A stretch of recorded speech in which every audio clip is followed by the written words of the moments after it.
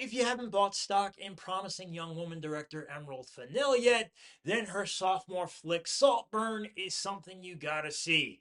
For that matter, if you're still not sold on Banshees of Inisherin's Barry Cogan, also Saltburn is something you gotta see. What I'm trying to say is Saltburn is the most wickedly fun movie of the year, and the movies need more of both of these two. Hogan plays Oliver Quick, a scholarship kid who arrives at Oxford University in 2006, only to still feel like an outsider looking in. He's poor and has an odd duck way about him, seemingly poorly socialized because, as he says anyway, his parents have drug and mental health issues. As chance would have it, he has a chance meeting with a very popular kid, and soon that kid is opening doors for Oliver. That kid is Felix, and he's played by this year's Elvis, Jacob Elordi.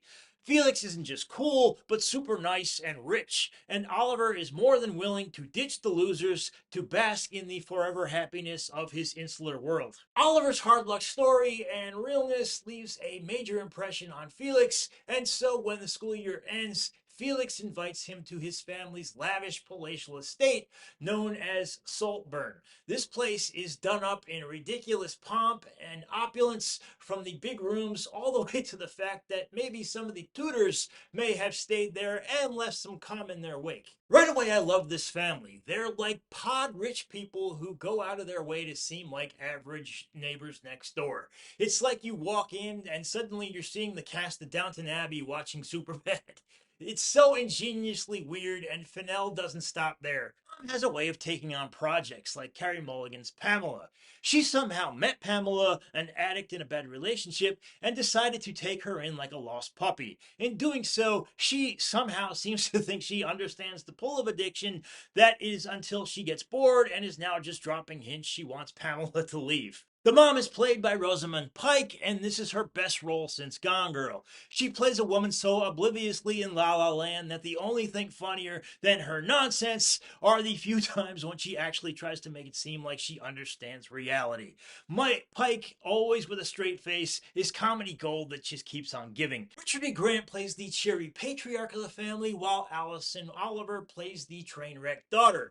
These people play tennis in their tuxedos, go field hopping nude, and seem to live in a state where nothing at all really matters. Oliver becomes like the new pet, something which should insult him, but instead he leans into it because this is paradise. But there is also competition for the family's affections, mostly from Felix's half-American cousin, Farley, played by Gran Turismo's Archie Mandique. The animosity that grows between these two characters is palpable and gets insanely contentious. Also insane are Fennell's provocations, which are so unrestrained and at times uber graphic that all we can do is stare on in horrified laughter. It's not all shocks for glory's sake, though, either.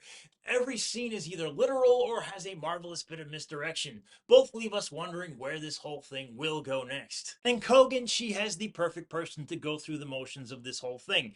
This is a performance of great daring, but even greater ambiguousness. His Oliver is a person of half-truths, ingratiating, pleasant, and always just right, which always seems somewhat kinda wrong. His best feature is he has this irresistible quality, a gaze that holds and casts a spell all at the same time. The film has been compared to Talented Mr. Ripley, which is not far off and kinda tips to the ending. But even so, Fennell's satire of people so removed from reality and human emotion is really something, as is this Fantasyland Downton Abbey meets EDM rave. It's such a lively place, and there is so much manipulative fun under the surface people are doing to stay there. It's hard to look away, and even harder not to have fun right along with them. That's why I'm going A minus, guys. But that is my opinion. I'd love to hear yours. Let me know down below there. Also, if you could, click that like button, click that subscribe button, and I hope to see you back here next time. Thank you so much. Bye bye.